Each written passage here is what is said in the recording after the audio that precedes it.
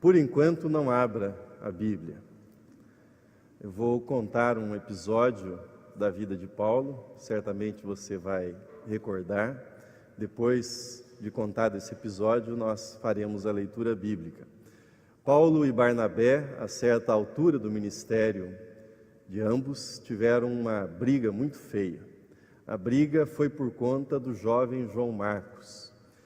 Barnabé queria levar João Marcos na missão, na segunda viagem missionária empreendida por Paulo. Paulo achava que ele não tinha, Marcos, maturidade suficiente para acompanhá-los. Houve desentendimento entre eles e o desentendimento foi tal que eles acabaram se separando. Acabou que Barnabé foi para uma direção acompanhado do jovem Marcos e Paulo tomou Silas e foi para outra direção. Conta-nos o livro de Atos que era a intenção de Paulo dar prosseguimento à sua missão em direção à Ásia, mais precisamente ir para Bitínia. Mas Paulo percebeu que Deus o impedia, que Deus fazia com que não fosse possível prosseguir naquela viagem, embora insistisse em ir para Bitínia. Deus estava impedindo aquela missão. Então, numa noite, eles tiveram uma visão. E nessa visão, na cidade de Troade, Paulo viu um homem e este homem se dirigiu a Paulo e Silas dizendo: passa a Macedônia e ajuda-nos. Passa a Macedônia e ajuda-nos. E diz o texto que imediatamente após terem tido essa visão, eles tomaram a direção que havia sido indicada nessa visão e foram para a Macedônia, mais precisamente para uma cidade chamada Filipos, a cidade que já ficava no continente europeu. Eles mudaram completamente a direção. Paulo queria ir em direção à Ásia, em direção ao Oriente, e a visão fez com que ele fosse em direção à Macedônia, ou seja, ao Ocidente, em direção à Europa, a primeira cidade da Europa, Filipos, a receber o Evangelho. Chegando nessa cidade de Filipos, acompanhado então de Silas, Paulo procurou um lugar de oração, pois não havia naquela cidade uma sinagoga, e naquele lugar de oração que ficava fora da cidade, perto de um rio, um pequeno grupo se reunia para orar, e ali Paulo teve a oportunidade de falar a respeito de Jesus. E uma mulher chamada Lídia, que era uma comerciante naquela cidade, ouviu o Evangelho.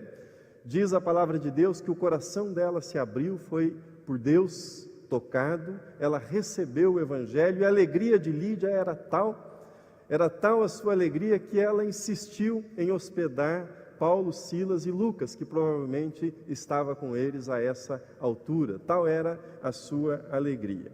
Essa narrativa que eu fiz resumidamente para vocês é o tipo de narrativa, é o tipo de história que empolga qualquer missionário. É o tipo de história que entusiasma um missionário. Afinal de contas, Deus disse com toda clareza para onde eles deveriam ir.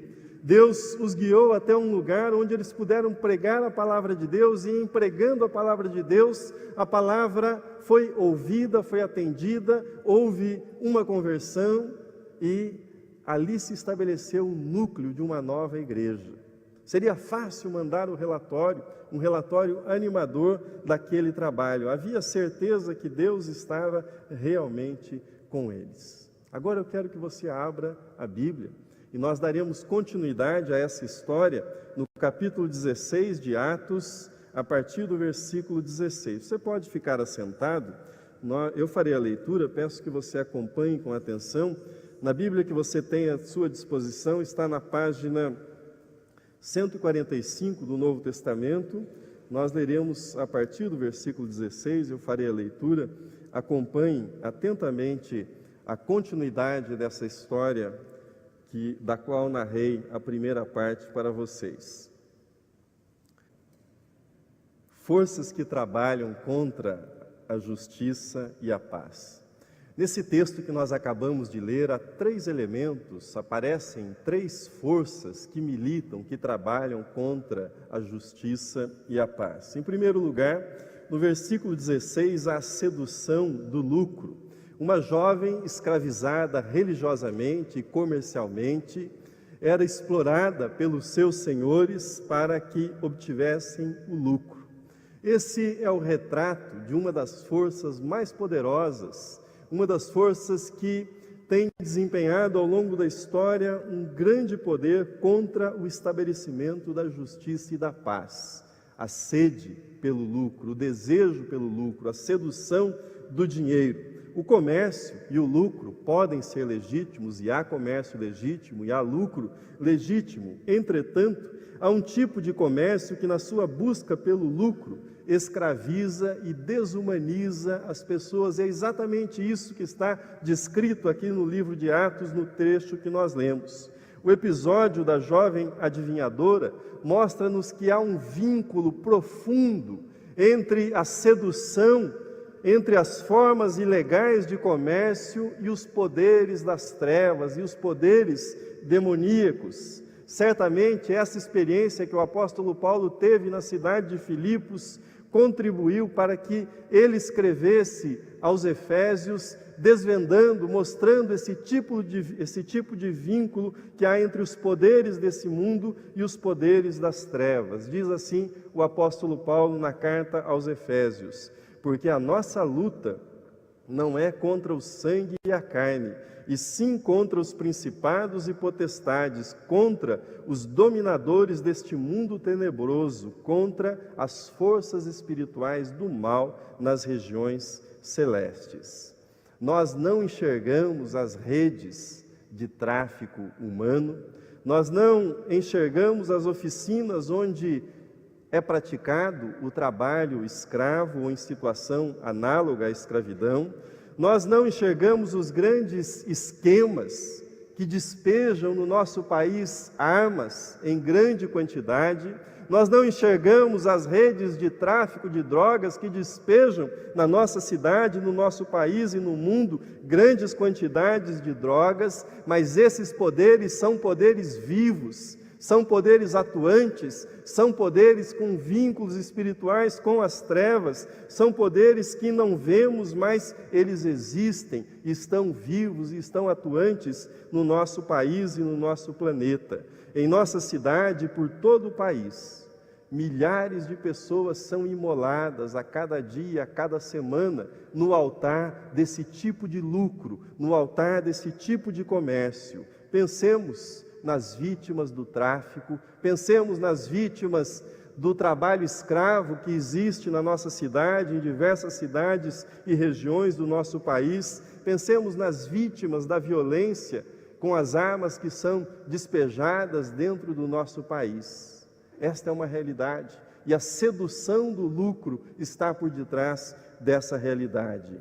Segunda força que trabalha contra o estabelecimento da justiça e da paz, a manipulação do povo. Versículo de número 22. Levantou-se a multidão unida contra eles, contra Paulo e Silas. A multidão entra em cena nesse texto como massa manipulada.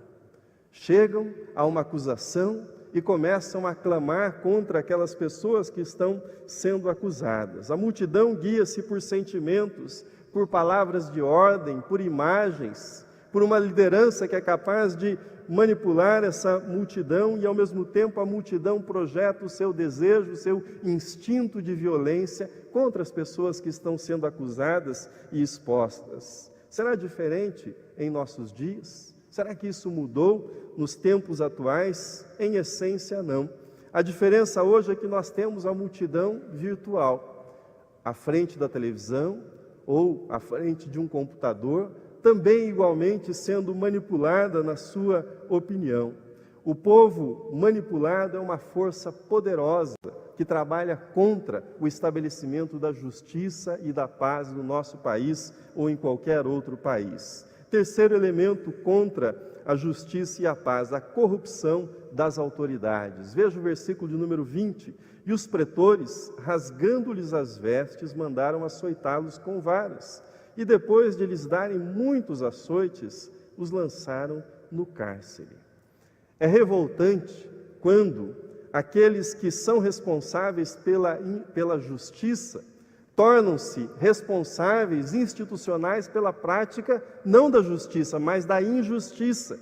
É revoltante quando aqueles que deveriam proteger os cidadãos de bem são aqueles que protegem não os cidadãos de bem, mas protegem os criminosos, protegem os bandidos, protegem aqueles que estão contra a lei.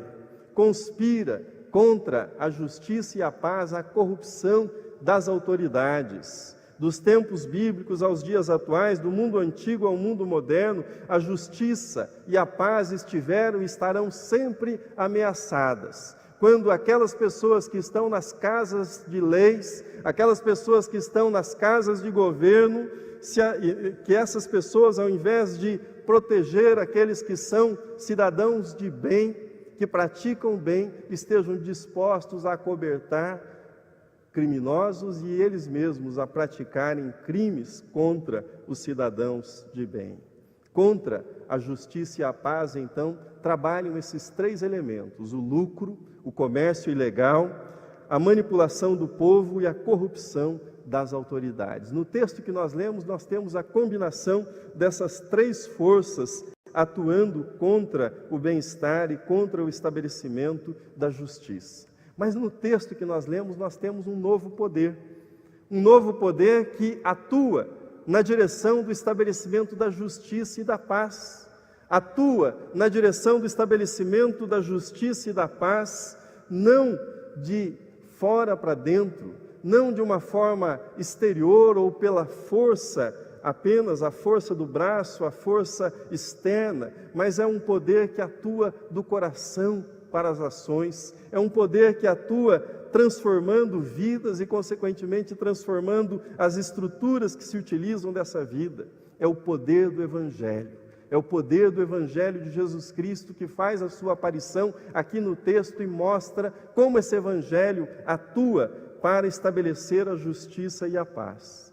Quero convidá-lo nesta manhã a examinar comigo a atitude de Paulo e Silas nesse texto e a examinar essa atitude nessa perspectiva da justiça e da paz. Que contribuição eles ofereceram à justiça e à paz nesse episódio que nós lemos? Que contribuição eu e você, que contribuição nós podemos oferecer em situações semelhantes à justiça e à paz no nosso país?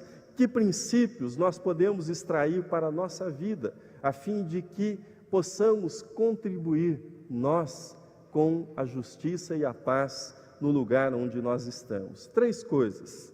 Em primeiro lugar, eu vejo nesse texto que nós trabalhamos pela justiça e paz quando dentro das estruturas sociais e políticas nós enxergamos as pessoas. Quando dentro das estruturas nós enxergamos as pessoas. Isto é, quando nós somos capazes de enxergar pessoas dentro de estruturas que são iníquas, estruturas sociais que são iníquas. O que eu quero dizer com isso?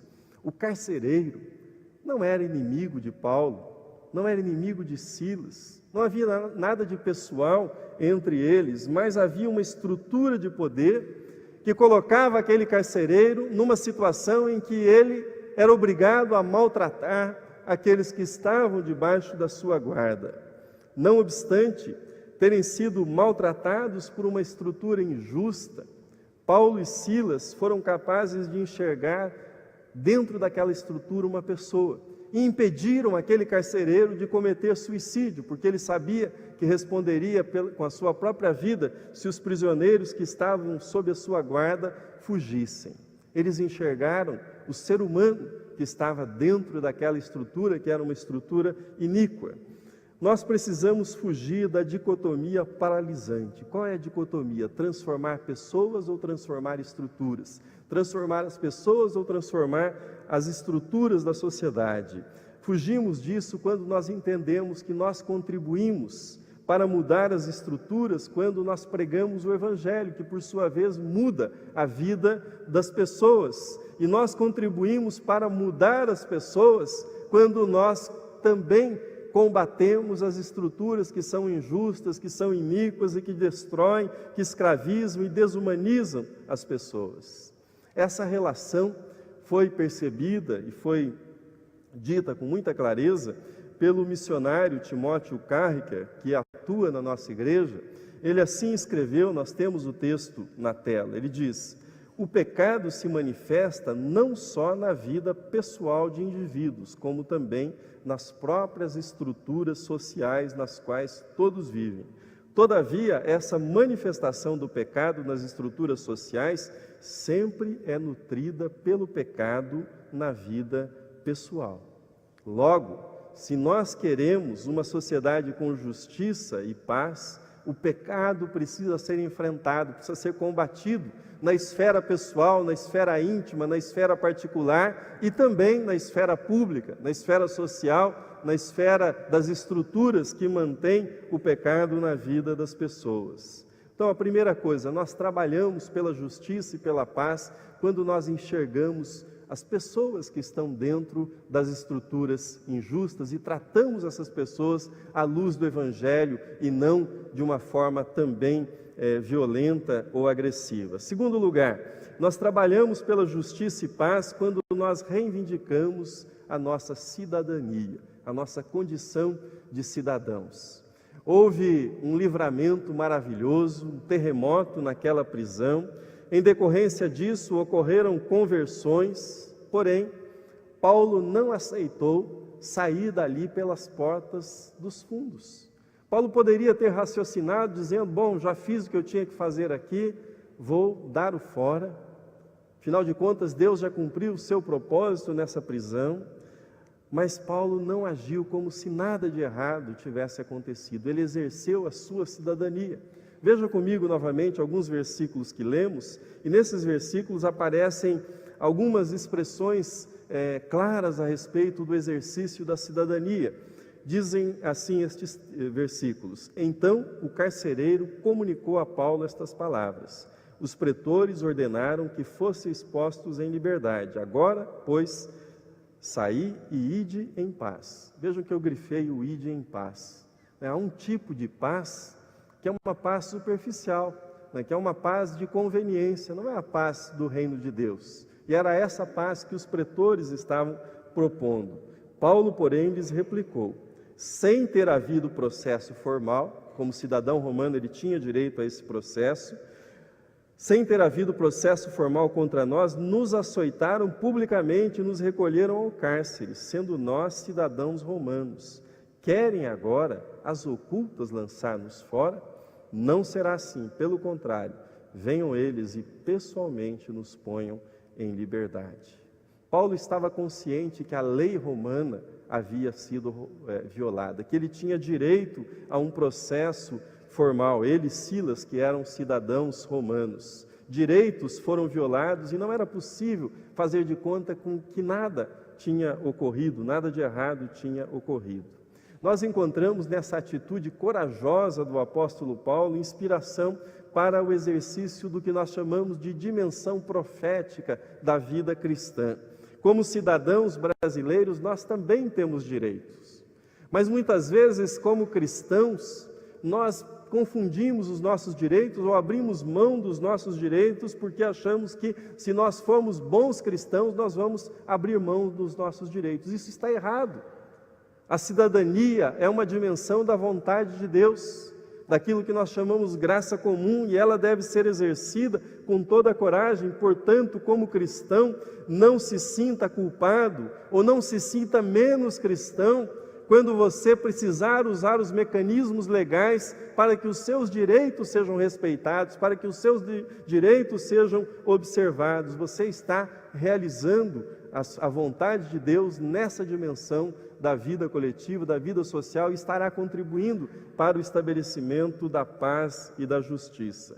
Em terceiro e último lugar, trabalhamos pela paz, pela justiça e paz, quando priorizamos a nossa comunhão com Deus. Veja comigo o versículo de número 25, novamente.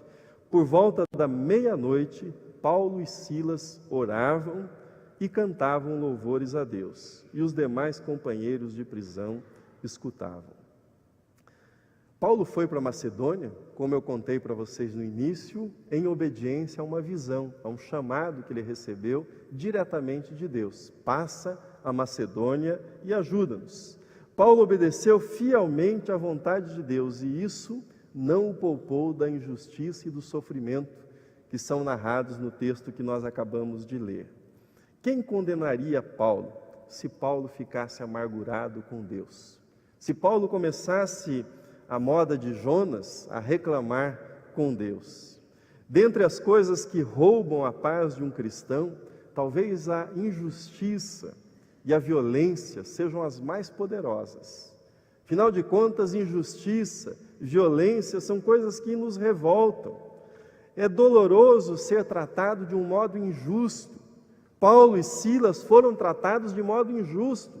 Imagine você não fazer nada de errado, que você não tenha feito nada de errado, ser levado diante de uma multidão, ser acusado, e não só ser acusado, mas ser açoitado diante de uma multidão e jogado no fundo de uma prisão. Paulo e Silas poderiam ter se revoltado com Deus pelo tratamento injusto. Afinal de contas, Paulo não estava ali porque ele queria ou ele quis ir para Filipos. Ele estava ali em obediência a Deus. Não era a vontade dele, mas a vontade de Deus que estava sendo realizada naquele momento. Mas no lugar de palavrões, no lugar de choro, no lugar de gritos de revolta, perto da meia-noite, ecoava dentro daquela prisão cânticos de louvor e orações que eram feitas por Paulo e Silas. Não sei se Paulo tinha em mente o que escreveu o salmista. Ele era um grande conhecedor do Antigo Testamento, talvez ele tivesse esse versículo em mente enquanto cantava e orava. Diz o salmista no Salmo 42, o Senhor, durante o dia me concede a sua misericórdia, e à noite comigo está o seu cântico, uma oração ao Deus da minha vida. A oração e o louvor são os únicos remédios que funcionam contra a amargura diante da injustiça.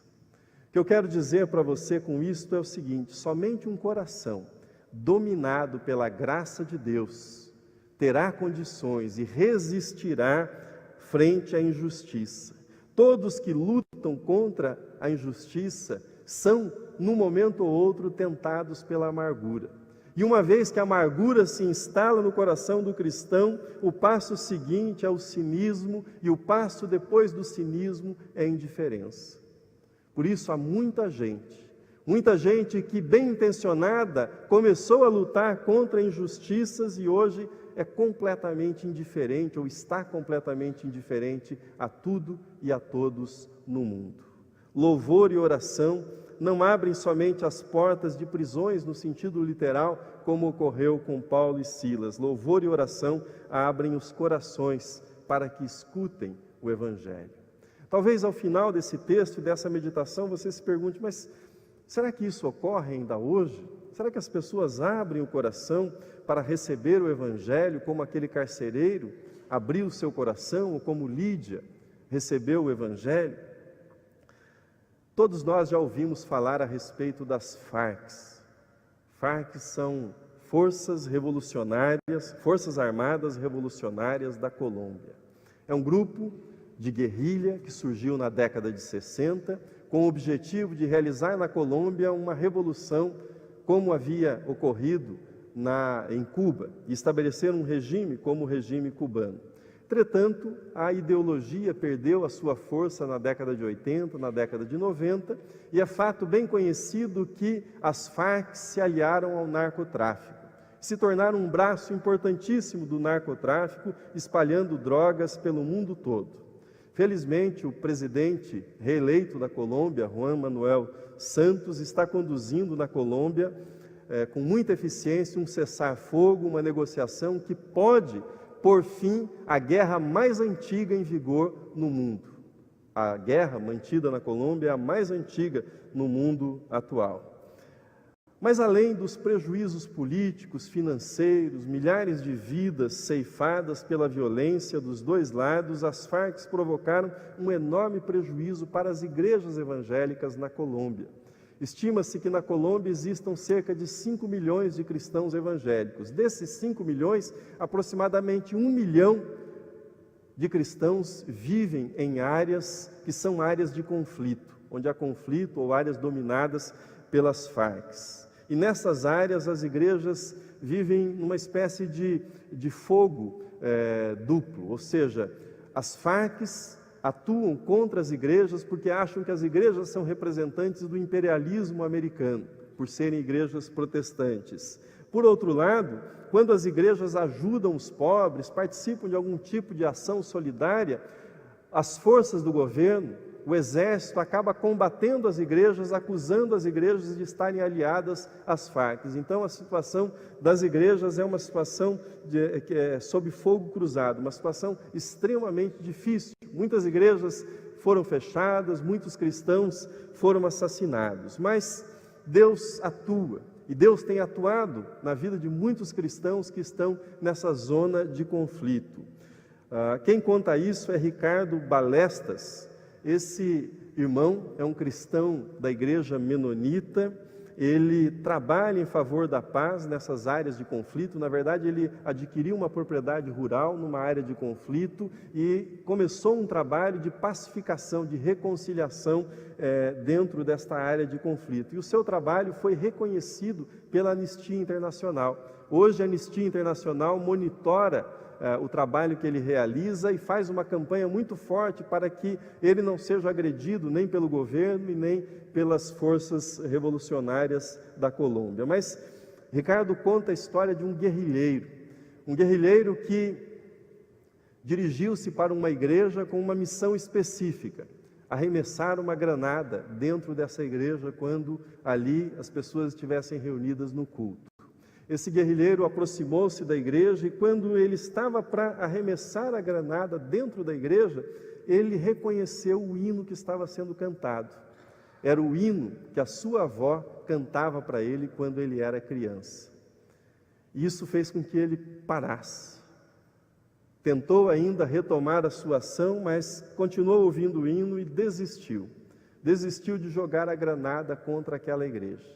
Os 2 dias que se seguiram na vida daquele guerrilheiro foram terríveis. Ele entrou num verdadeiro tormento espiritual, numa luta espiritual, e depois de 2 dias, ele procurou o pastor da igreja, daquela igreja.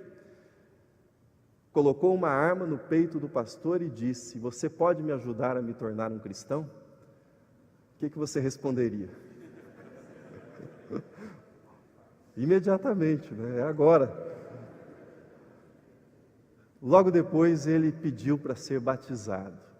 Foi batizado por imersão e Ricardo conta que o pastor pensou que ele tivesse morrido. Tal foi o tempo que ele ficou debaixo d'água. Quando ele se levantou, ele disse para o pastor que ele estava se livrando de todas as armas que ele carregava. Ele queria ressurgir para uma nova vida, para uma vida limpa, debaixo do poder de Jesus Cristo e pela graça de Jesus. Ricardo conta que líderes guerrilheiros convertidos formaram na Colômbia um ministério atuante que conta com cerca de 3.000 pessoas, chamado Ágape, que significa em grego amor, mas para eles é um acróstico que significa Associação de Guerrilheiros Arrependidos que Pregam o Evangelho. Crê no Senhor Jesus e será salvo tu e a tua casa. Seja um carcereiro, seja um guerrilheiro. Sejamos eu, você, talvez não envolvidos em práticas tão violentas, em práticas armadas, mas que precisam da salvação de Jesus Cristo, que precisam do poder do Evangelho, que precisam da paz que só o Evangelho de Jesus Cristo nos dá. Crê no Senhor Jesus e será salvo tu e a tua casa. Este é o poder do Evangelho, o poder da paz que Jesus nos oferece nesse dia. Que Deus o abençoe. Amém.